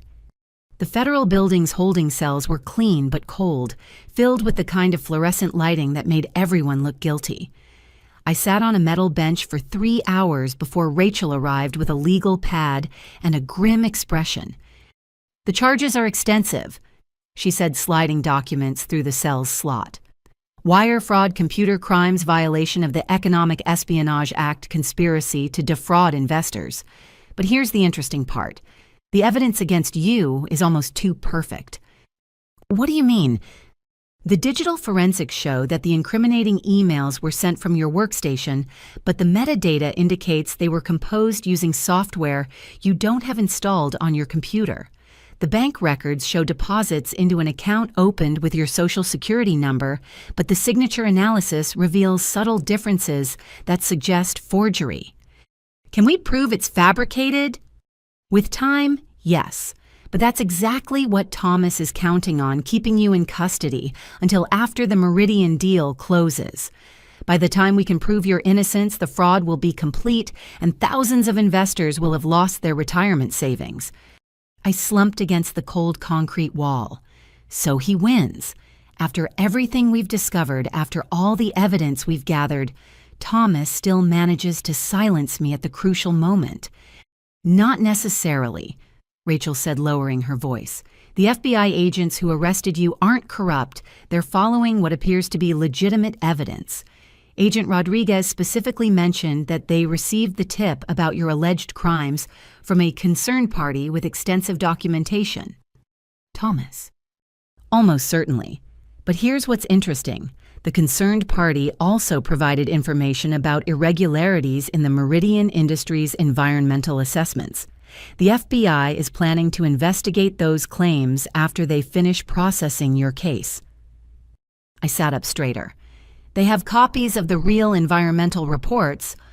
Someone anonymously delivered comprehensive documentation of environmental fraud to the FBI's Boston office yesterday afternoon. The same documentation that Patricia has been gathering for 15 years. Patricia. She'd anticipated Thomas's move and countered by ensuring the FBI received evidence of his crimes, even if I was silenced. So they know about the Meridian fraud. They know something is suspicious, but they won't act on it immediately because they need to verify the authenticity of the anonymous evidence. That process could take weeks. The Meridian deal closes tomorrow. Exactly. Which is why Thomas timed your arrest perfectly. By the time the FBI confirms that the environmental assessments are fraudulent, the acquisition will be complete and the pension fund money will be gone. I felt the walls of the cell closing in around me. Thomas had anticipated every move we'd made and countered with a strategy that used the legal system itself as a weapon against his victims. "There is one option," Rachel said carefully, "but it's extremely risky and could result in additional charges against you." "What option?" "The FBI is required to investigate credible threats to public safety immediately regardless of ongoing criminal cases. If they received evidence that the Meridian contamination posed an immediate health risk to children, specifically the 3 schools built on contaminated land, they'd be obligated to halt the acquisition pending emergency environmental testing." "How would we get them that evidence?" "Someone would need to deliver the health impact assessments directly to Agent Rodriguez, along with documentation showing that Thomas knew about the risks to children and chose to hide them to complete the fraudulent sale." I understood what she was suggesting. "You want me to confess to having evidence of crimes in order to report bigger crimes. I want you to fulfill your civic duty to report threats to public safety. The fact that you'd be admitting to investigative activities that could violate your bail conditions is unfortunate, but secondary to protecting children from contamination exposure." It was a desperate gamble. Admitting to possessing evidence could support Thomas's claims that I'd been conducting corporate espionage, but staying silent would guarantee that hundreds of children continued attending schools built on toxic waste, while their parents' pension funds were stolen to cover up the contamination. "Get me the health assessments," I said. "If the FBI won't listen to my accusations against Thomas, maybe they'll listen to my concerns about poisoned children." Rachel smiled grimly. "I'll contact Patricia immediately. She has medical documentation showing the connection between the contamination and childhood developmental disorders in similar cases." As Rachel left to gather the evidence, I realized that Thomas's greatest tactical error had been arresting me in a federal building filled with agents who'd sworn oaths to protect public safety. He'd assumed that framing me for financial crimes would silence any accusations I might make about his environmental fraud. But he'd forgotten that even accused criminals have the right to report threats to public safety. And unlike financial fraud, which could be explained away through legal technicalities, the prospect of poisoned children would demand immediate action from any honest law enforcement officer. Thomas wanted to use the FBI as his personal weapon. He was about to discover that weapons can be turned against their wielders. Agent Rodriguez was about to receive evidence that would force him to choose between protecting Thomas's business interests and protecting innocent children from toxic contamination. Some garbage burns empires down, and sometimes the very system designed to silence the garbage becomes the torch that lights the fire. 3 hours after Rachel left, Agent Rodriguez returned to my cell with a thick folder and an expression I couldn't read. Behind him walked a woman I didn't recognize, mid-40s professional suit, with the kind of confident bearing that suggested federal authority at a higher level than local financial crimes. Ms. Morrison. Agent Rodriguez said, "This is Agent Sarah Chen from the FBI's Public Corruption Unit. She needs to speak with you about some information that's come to light regarding your case." Agent Chen sat across from me in the small interview room, spreading photographs and documents across the metal table. "Ms. Morrison, we've received some interesting information about your alleged criminal activities. Information that suggests you may not be the primary subject we should be investigating." My heart began to pound, but I kept my expression neutral. "I'm not sure what you mean." "Your attorney delivered documentation showing that the Meridian Industries' environmental assessments contain falsified data that conceals contamination, threatening the health of approximately 800 children attending schools built on affected land." Agent Chen's voice was steady, but I could detect underlying anger. "These documents suggest that someone with extensive resources and political connections has been systematically defrauding investors while endangering public health." "I don't know anything about that," I said, carefully remembering Rachel's instructions to avoid admitting to investigative activities that could support the espionage charges. Agent Chen opened another folder. We've also discovered something interesting about the anonymous tip that led to your arrest. The person who reported your alleged insider trading also provided evidence of environmental fraud involving the same Meridian acquisition. That person appears to have extensive knowledge of both your supposed crimes and the environmental cover-up. Isn't it possible that someone discovered both types of criminal activity independently? It's possible, Agent Chen agreed, but unlikely, especially when our preliminary investigation suggests that the evidence against you may have been fabricated by the same party who's committing the environmental fraud. She slid a photograph across the table, a bank document showing the account supposedly opened in my name. Our forensic accounting specialists noticed something interesting about this signature. It's almost identical to yours, but there are subtle differences suggesting it was traced or copied rather than written naturally. What does that mean for my case? It means you're being framed, Agent Rodriguez said bluntly. The question is by whom and why? Agent Chen leaned forward. Ms. Morrison, we've been investigating corruption in Massachusetts environmental regulation for 8 months. We have evidence of systematic bribery, falsified government reports, and conspiracy involving state officials and private corporations. What we haven't had is proof connecting these crimes to specific individuals or companies. I maintained my careful neutrality, but inside I was stunned. The FBI had been investigating Thomas, independently building a case that intersected with everything Patricia had documented. Your arrest yesterday was supposed to be routine processing of a financial crimes case, Agent Rodriguez continued. But when we received evidence about environmental fraud involving the same acquisition that appeared in your alleged insider trading, we realized we might be looking at something much bigger. The health risks alone require immediate action, Agent Chen added. 800 children are potentially being exposed to carcinogenic chemicals and heavy metals. We can't wait for the legal process to run its course when children's lives are at stake. What kind of immediate action? I asked. We're obtaining emergency injunctions to halt the Meridian acquisition pending comprehensive environmental testing.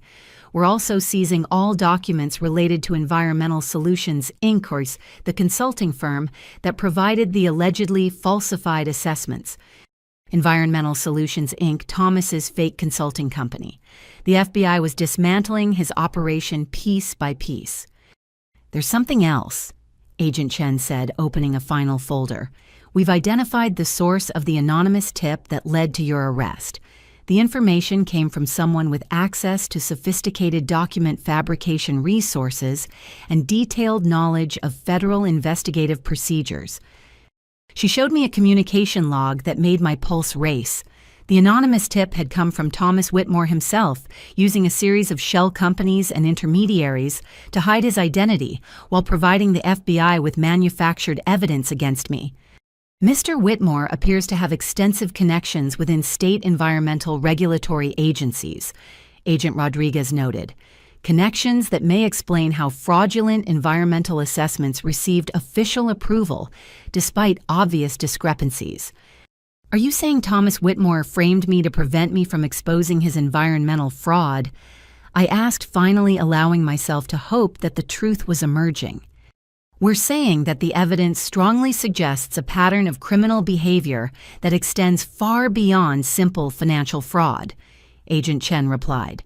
Environmental crimes, bribery of public officials, conspiracy, and potentially murder, if we can prove that environmental contamination was deliberately concealed from victims who died from stress-related health problems caused by financial ruin. Murder. They were talking about my father. The individual who provided the anonymous environmental documentation appears to have been collecting evidence for many years, Agent Rodriguez continued. Evidence of systematic fraud involving dozens of contaminated properties sold to unsuspecting buyers across multiple states. Patricia. They were describing Patricia's 15 years of documentation without revealing her identity. Ms. Morrison. Agent Chen said, "We're prepared to drop all charges against you in exchange for your cooperation in our investigation of this environmental fraud conspiracy. But we need to know, Do you have any information that could help us identify the parties responsible for these crimes? I looked at both agents, understanding that this was the moment when everything would be decided. I could continue maintaining my innocence and hope the fabricated evidence against me would eventually be disproven. Or I could trust that these federal agents were genuinely committed to justice and tell them everything I'd discovered. "I need to speak with my attorney," I said finally. "Of course," Agent Chen agreed. "But Ms. Morrison, I want you to understand something. Thomas Whitmore isn't just committing financial fraud, he's poisoning children and destroying families.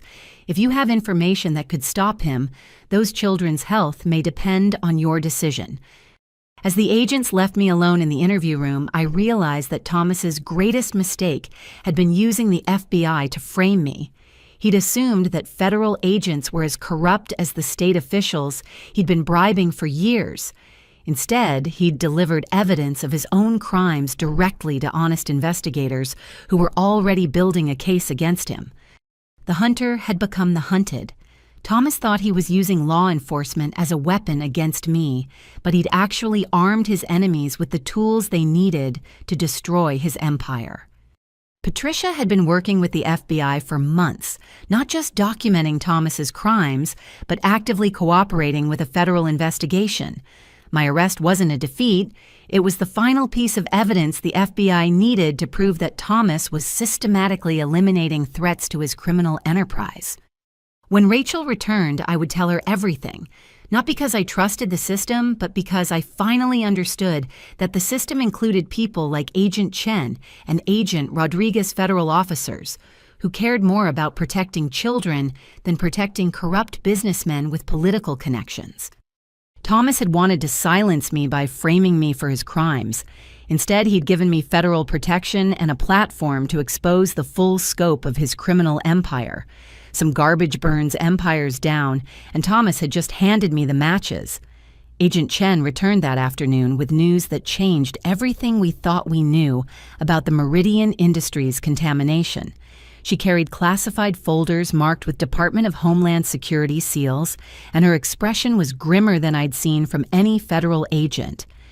"Ms. Morrison, we need to discuss the true nature of the contamination at the Meridian site." She began setting the folders on the interview room table. "What we've discovered goes far beyond industrial pollution or even environmental fraud. We're dealing with a national security issue." "National security?" I asked, confused. Agent Rodriguez joined us, closing the door behind him. "Our environmental specialists have analyzed soil samples from the Meridian property. The contamination includes chemical compounds that were never used in commercial manufacturing.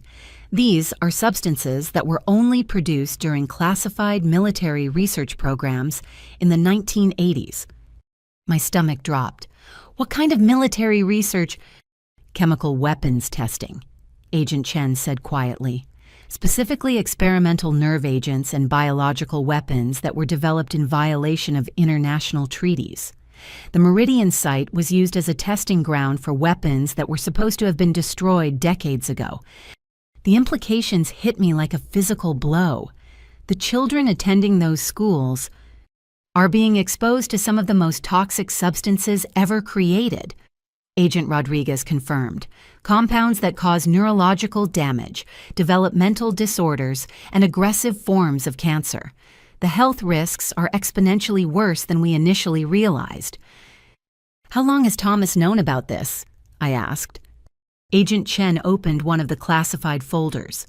"According to documents we've recovered, Thomas discovered the military contamination 3 years ago when he first acquired the property. Instead of reporting it to federal authorities as required by law, he covered it up and began planning to sell it to unsuspecting buyers." "But covering up military contamination, that's not just environmental fraud. That's terrorism," Agent Rodriguez said bluntly.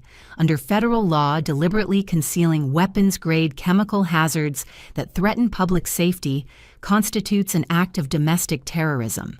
Thomas Whitmore isn't just a financial criminal. He's a terrorist who's been poisoning American children to protect his profits."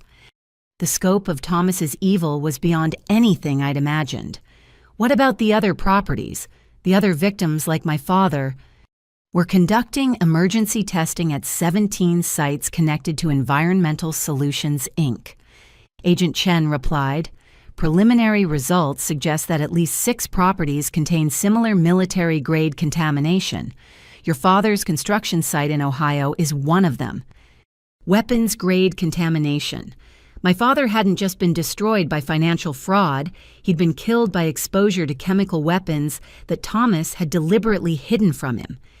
The Department of Homeland Security is treating this as an active terrorism investigation," Agent Rodriguez continued. "We're coordinating with the EPA, the CDC, and military chemical weapons specialists to assess the full scope of the threat." "What about tonight's celebration dinner?" I asked. "Thomas is planning to announce the successful Meridian acquisition to federal regulators and pension fund managers." Agent Chen's expression hardened. "That dinner is now part of a federal terrorism investigation. We'll be placing the entire venue under surveillance and recording every conversation that occurs. You're going to arrest Thomas tonight. We're going to let him confess to terrorism charges in front of multiple federal witnesses," Agent Rodriguez corrected. His arrogance makes him want to explain his victories. Tonight he'll explain how he's been concealing weapons-grade contamination while defrauding pension funds representing 400,000 public employees. My original plan to confront Thomas at the dinner had become unnecessary. The FBI was now conducting its own operation to gather evidence of his crimes with resources and legal authority that I could never have accessed. Ms. Morrison. Agent Chen said, "We're offering you complete immunity from all charges in exchange for your continued cooperation. But we need you to understand that what you've uncovered isn't just corporate fraud. It's one of the largest domestic terrorism cases in recent history. What do you need me to do?" "Nothing," Agent Rodriguez said. "You've already done more than enough by helping us identify the scope of Thomas's criminal enterprise. Tonight, federal agents will be recording his confession to terrorism charges. Your role in this investigation is complete." As I sat in that federal interview room, I realized that my quest for justice had revealed something far more horrifying than financial fraud. Thomas Whitmore hadn't just stolen money from pension funds, he'd been deliberately exposing American children to chemical weapons for years, causing developmental disabilities and cancers while covering up the source of their suffering. The 800 children attending schools on contaminated land weren't just victims of environmental neglect. They were casualties of domestic terrorism conducted by a man who valued profits more than human life. My father's death, the destruction of countless families, the systematic theft of retirement funds, all of it had been committed by a domestic terrorist who'd been operating with impunity for decades. But tonight, Thomas's reign of terror would end. Not because of my investigation or Patricia's documentation, but because he'd finally committed crimes so heinous that even his political connections couldn't protect him. The FBI hadn't just uncovered securities fraud, they'd identified an active terrorism threat that required immediate federal intervention. Thomas would be arrested not as a white-collar criminal, but as an enemy of the United States who'd been poisoning American children with chemical weapons. Some garbage burns empires down, but sometimes the garbage is so toxic that it requires a federal hazmat team to contain the fire. The Beacon Hill Country Club looked exactly as I remembered from that humiliating dinner a week earlier, but tonight federal agents filled the shadows between the historic buildings. Agent Chen had arranged for me to observe the operation from a surveillance van parked discreetly across the street, giving me a front-row seat to Thomas Whitmore's final performance. Through high-powered audio equipment, I could hear the conversations in the private dining room, where Thomas was celebrating what he believed to be his greatest triumph. The guest list read like a directory of Boston's power elite pension fund managers, environmental regulators, federal officials, and political figures who controlled billions in public investments. The Meridian acquisition represents a new model for environmental stewardship. Thomas's voice came through the speakers clearly. He was in full performance mode, basking in the attention of his audience. Through innovative assessment techniques, we've identified opportunities that others might have overlooked. Patricia's voice was barely audible as she played her role as the dutiful wife, but I could detect the tension in her words. Thomas has always been so thorough in his environmental analysis. He never overlooks important details. Indeed, came the voice of Dr. Elizabeth Warren, the Massachusetts Environmental Protection Director. Your Environmental Solutions, Inc. provided the most comprehensive contamination assessments we've ever reviewed. The site is remarkably clean for a property with Meridian's industrial history. In the surveillance van, Agent Rodriguez shook his head. Dr. Warren has no idea she's been approving falsified documents for years. When she learns that her signature authorized the sale of weapons-contaminated property to pension funds, her cooperation will be guaranteed. Gregory's nervous voice joined the conversation. The environmental clearances were certainly thorough. Perhaps too thorough, some might say. Nonsense. Thomas responded with the confidence of a man who believed he was untouchable. Environmental due diligence is like any other aspect of business you pay for expertise, and expertise delivers results. Environmental Solutions, Inc. has been providing those results for 15 years. Agent Chen leaned forward in her chair. He's starting to brag about the scope of his operations. Give him a few more minutes and he'll confess to everything. The conversation in the dining room continued as Thomas held court explaining his philosophy of creative environmental management to an audience that included the very federal officials who would soon be arresting him. His arrogance was breathtaking. He was literally confessing to environmental terrorism in front of EPA regulators and FBI agents who were attending the dinner in their official capacities. That's when the unexpected happened. The dining room doors opened and Marcus Whitmore entered the celebration. Father. Marcus's voice carried clearly through the surveillance equipment. I think we need to discuss some concerns that have come to light about the Meridian environmental assessments. Thomas's tone sharpened immediately.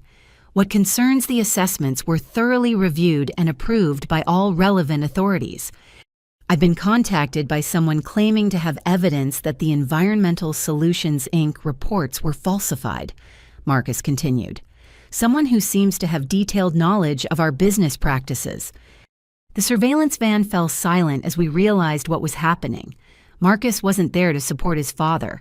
He was confronting him publicly about the environmental fraud. Who contacted you? Thomas demanded. A former employee of Davidson & Associates who claims you've been systematically defrauding investors through falsified environmental reports. Someone named Kylie Morrison. My blood turned to ice. Marcus was using my name to provoke his father, but he had no idea that federal agents were recording every word of the conversation. Thomas's laugh was cold and sharp. Kylie Morrison is currently in federal custody for securities fraud and corporate espionage. Any accusations she might make are the desperate fabrications of a caught criminal. But what if her accusations are true? Marcus pressed. What if Environmental Solutions, Inc. has been providing falsified reports? What if the Meridian contamination is worse than disclosed? Marcus. Thomas's voice carried a warning edge, but his arrogance wouldn't let him stop explaining. Environmental Solutions, Inc. provides exactly the environmental assessments our clients need. If those assessments differ from what government regulators might find using more primitive testing methods that simply reflects our superior analytical capabilities. Agent Rodriguez smiled grimly.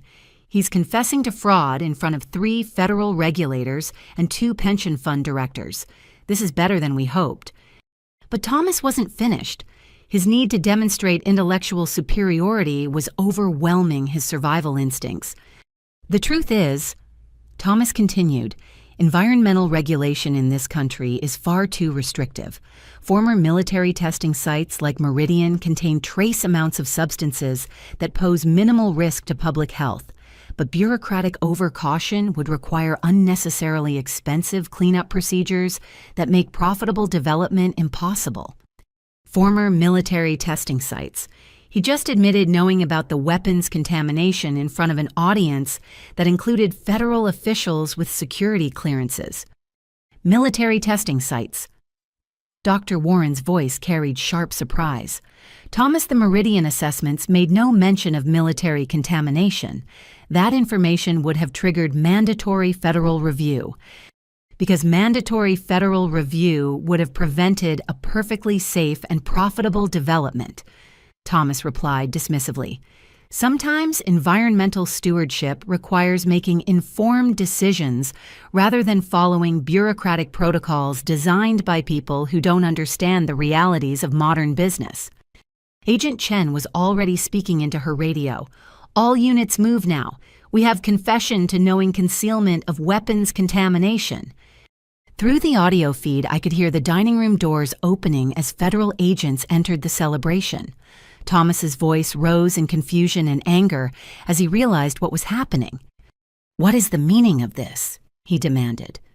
Agent Rodriguez's voice came clearly through the speakers as he entered the dining room. "Thomas Whitmore, you're under arrest for domestic terrorism conspiracy and violation of federal weapons control statutes. You have the right to remain silent." The celebration had become a crime scene. Pension fund managers and environmental regulators who'd attended as guests were now federal witnesses to terrorism charges. Thomas's moment of ultimate triumph had become his public confession to crimes that would send him to federal prison for the rest of his life. In the surveillance van, I watched through night vision cameras as Thomas was led from the country club in handcuffs, his face a mask of shocked disbelief. The same dining room where he'd called me garbage a week earlier had become the stage for his final defeat. Patricia emerged from the club shortly after walking with the calm dignity of a woman whose 25-year nightmare was finally ending. She looked directly at our surveillance van and nodded once, a gesture of acknowledgement between allies who'd fought the same war from different fronts. Marcus followed, his face pale with the realization that his father was a domestic terrorist and that his own trust fund was built on the suffering of poisoned children. His privileged world was collapsing, just as mine had a week earlier. But unlike me, he discovered that his family fortune came from weapons contamination and systematic murder. As federal agents secured the scene, Agent Chen turned to me. "Ms. Morrison Thomas Whitmore will be held without bail pending terrorism charges. Environmental Solutions, Inc. is being seized as a criminal enterprise, and all properties associated with their assessments are being tested for weapons contamination." What about the other victims? The families like mine who lost everything to his fraud? "Victim compensation will be handled through the Federal Terrorism Victim Assistance Program," Agent Rodriguez replied. "The amounts will be substantially higher than typical white-collar crime restitution because of the terrorism classification." I thought about my father, about the stress lines on his face during those final months, about the heart attack that had killed him, when the contamination costs destroyed his business. Thomas Whitmore had finally been held accountable, not just for fraud, but for the domestic terrorism that had murdered my father and countless other victims. The war was over. Thomas's empire had burned to the ground, consumed by the very arrogance that had built it. Some garbage burns, empires down, and tonight justice had finally been served. 2 days after Thomas's arrest, I sat in Agent Chen's office reviewing the full scope of the investigation that had grown far beyond anything I'd initially imagined. The terrorism charges had triggered a federal task force involving the FBI, Homeland Security, the EPA, and military chemical weapons specialists. What they'd discovered was a criminal enterprise that had operated for over 2 decades. Environmental Solutions, Inc. was involved in covering up weapons contamination at 37 sites across 12 states. Agent Chen explained, spreading maps across her desk. The estimated cleanup costs exceed $4 billion, and the health impacts affect over 12,000 people who were unknowingly exposed to chemical weapons residue. 12,000 people. I repeated, struggling to comprehend the scale of Thomas's crimes. "Including your father," Agent Rodriguez added. The Ohio site where Morrison Building Solutions was located contained nerve agent precursors that caused the neurological problems your father experienced during his final months. His heart attack wasn't just stress-related, it was triggered by chemical poisoning that Thomas deliberately concealed.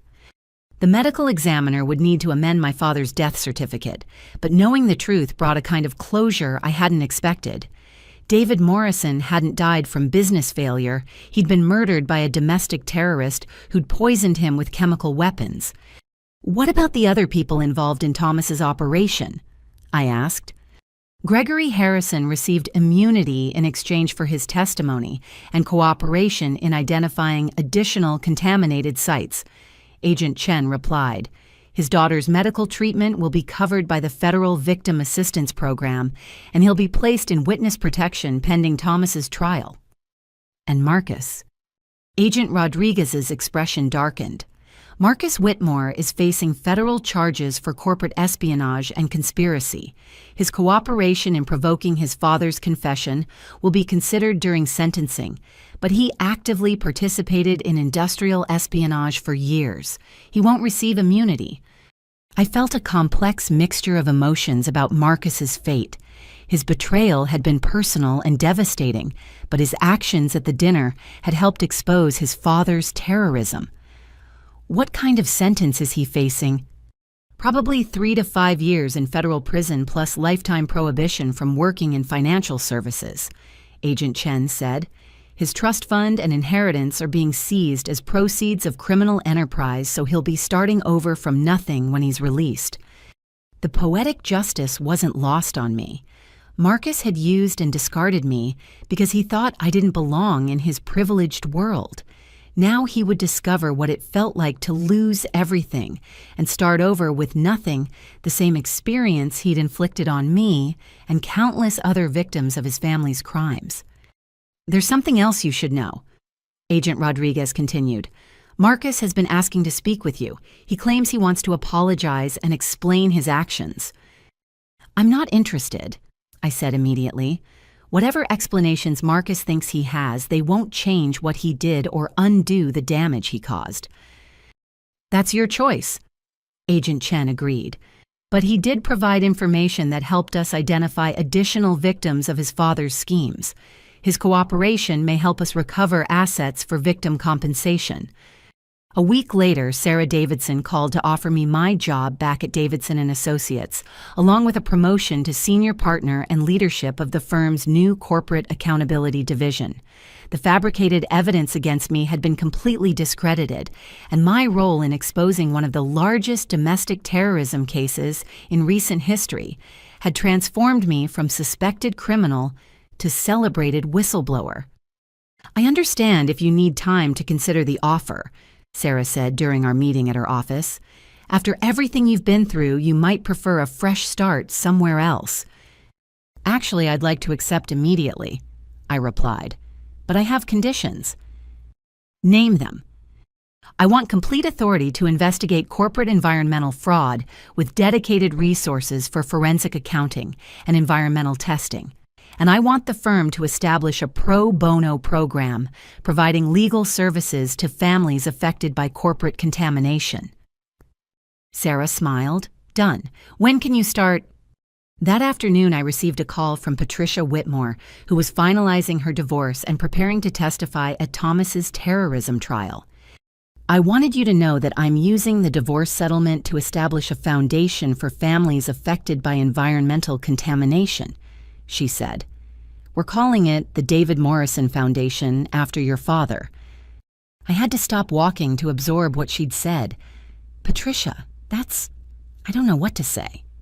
Your father was the first victim I knew about by name, she continued.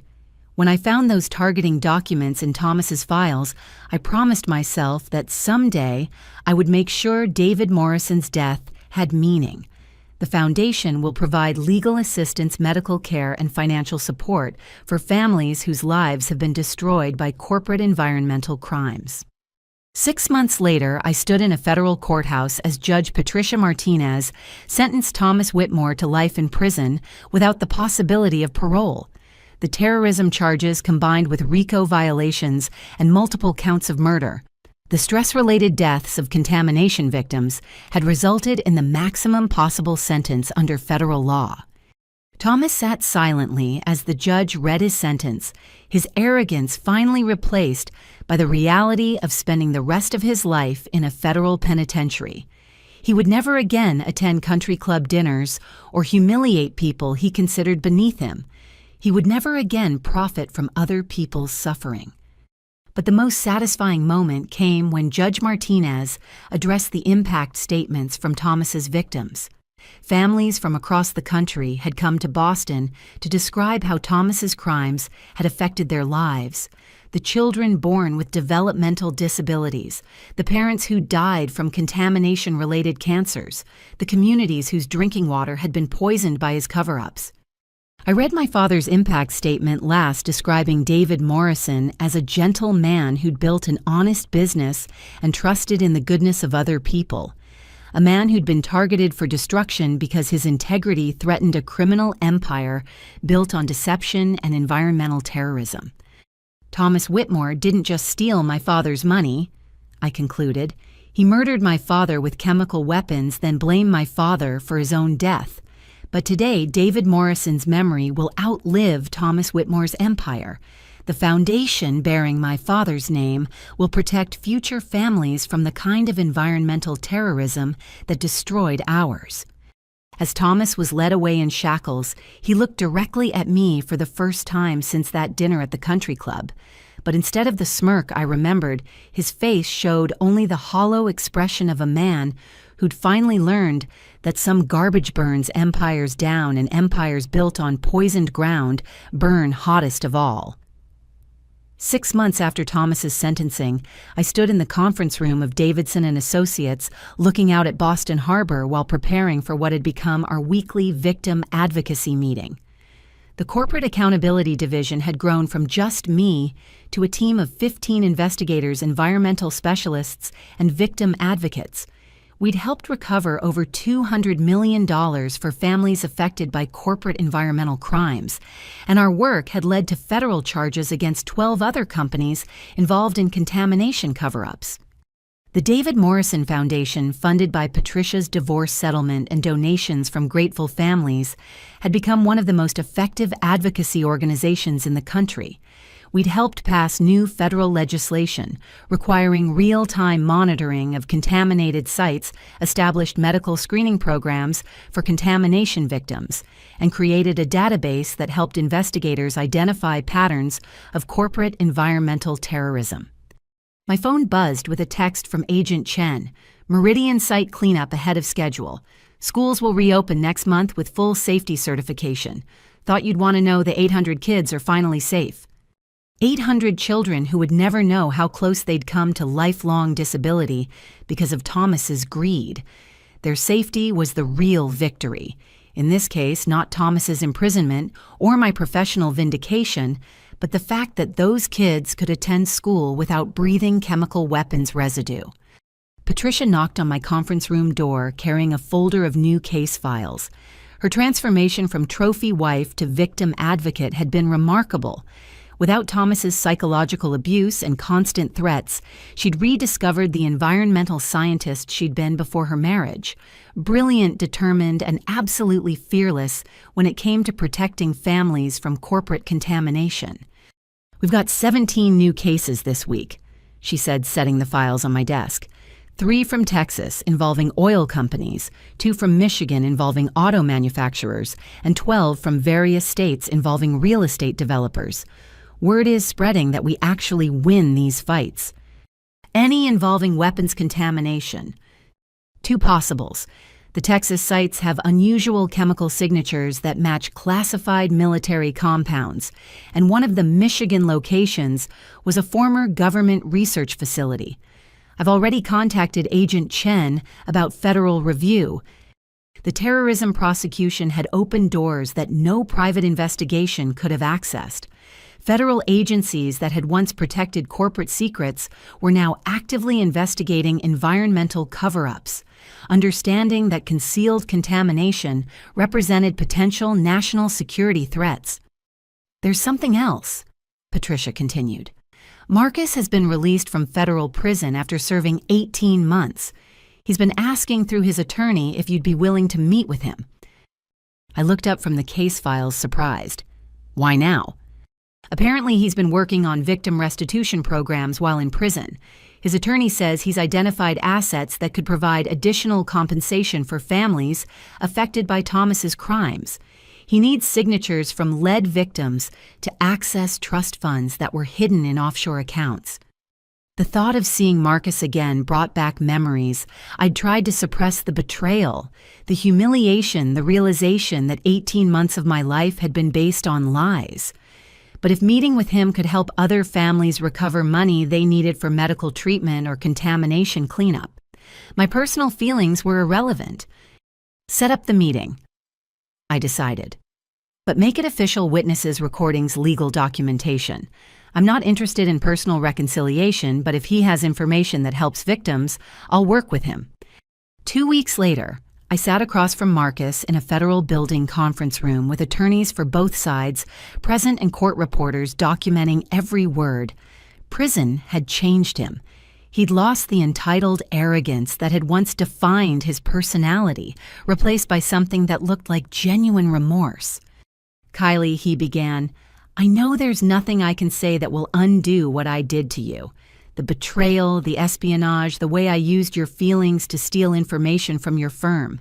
I spent 18 months in prison thinking about the person I used to be, and I'm ashamed of almost everything about my past life. I kept my expression neutral. If you have information that helps victim compensation, I'm listening. If you want absolution for your personal choices, you'll need to find that somewhere else. Marcus nodded, understanding the boundaries. My father hid assets in trust funds located in the Cayman Islands in Switzerland. The accounts contain approximately $600 million that should legally belong to victim compensation programs. I've been working with federal investigators to trace the money and identify legal mechanisms for recovery. What do you need from me? As the daughter of the first identified victim, you have legal standing to authorize asset recovery on behalf of all contamination victims. The offshore banks require victim family signatures before they'll cooperate with federal asset seizure orders. I reviewed the documents his attorney provided. The trust funds contained more money than I'd imagined, enough to provide comprehensive medical care for every family affected by Thomas's environmental terrorism, plus funding for long-term contamination cleanup at dozens of sites. There's one more thing, Marcus said quietly. I've been volunteering with environmental cleanup organizations since my release, not because I'm trying to rebuild my reputation, but because I needed to understand the real impact of what my family did to people like your father. And what did you learn? That privilege isn't just about having money or social connections.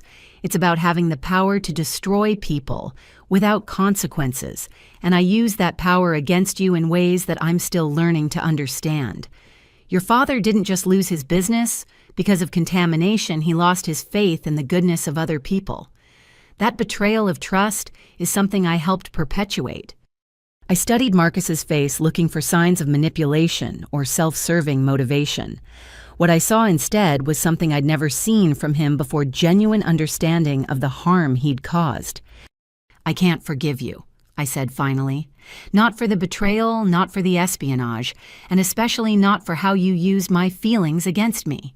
But if signing these documents helps families get the medical care they need, I'll do it. As I signed the asset recovery authorization, I realized that justice sometimes comes in unexpected forms. Marcus would live with the consequences of his choices for the rest of his life, not just the prison sentence, but the knowledge that his privileged upbringing had turned him into someone who destroyed innocent people for profit. The $600 million in hidden assets would fund medical treatment, environmental cleanup, and legal assistance for thousands of families. Children born with developmental disabilities would receive specialized care. Communities with poisoned water supplies would get modern filtration systems. Families destroyed by contamination-related illnesses would have financial security during their recovery. 3 years after that humiliating dinner at the country club, I stood in my corner office at Davidson and Associates, looking out at a harbor that sparkled in the afternoon sun. The David Morrison Foundation had helped pass federal legislation that prevented future environmental terrorism. Our corporate accountability division had recovered over $1 billion for contamination victims. Most importantly, federal monitoring programs now protected children from exposure to concealed chemical weapons. My assistant knocked on the door. "Kylie, there's a call for you.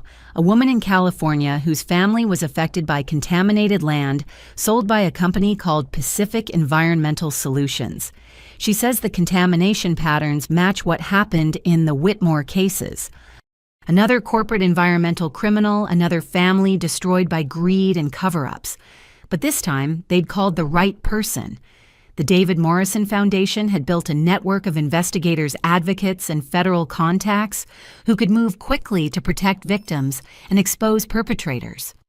"Transfer the call," I said, reaching for my notepad, "and start a new case file." As I picked up the phone to help another family fight for justice, I thought about my father's gentle hands and his belief in the goodness of other people. Thomas Whitmore had murdered that faith along with my father's life, but the foundation bearing his name would ensure that future families wouldn't face environmental terrorism alone. Some garbage burns empires down, but from those ashes, David Morrison's legacy had grown into a movement that protected innocent people from corporate environmental crimes. Thomas's greatest crime had become his ultimate defeat, and my father's memory had become a shield protecting thousands of other families. The woman in California was crying as she described her daughter's illness and her family's financial devastation. But she'd called the right number, and she would discover that David Morrison's daughter had spent 3 years building an army of advocates who never forgot that behind every contamination case was a family that deserved justice, protection, and hope for the future. That's what real strength looks like, not the power to destroy people, but the determination to protect them. And that's a lesson Thomas Whitmore would have plenty of time to contemplate during the rest of his life in federal prison.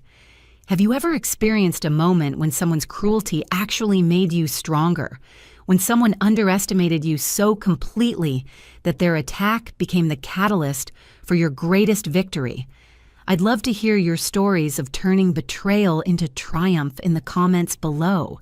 And if this story resonated with you, please like this video, subscribe for more stories of justice and redemption, and share it with anyone who needs a reminder that sometimes the people who try to destroy us end up giving us the power to build something better. Thank you for listening to David Morrison's story, and remember, never let anyone convince you that you don't deserve justice, respect, and the chance to fight for what's right.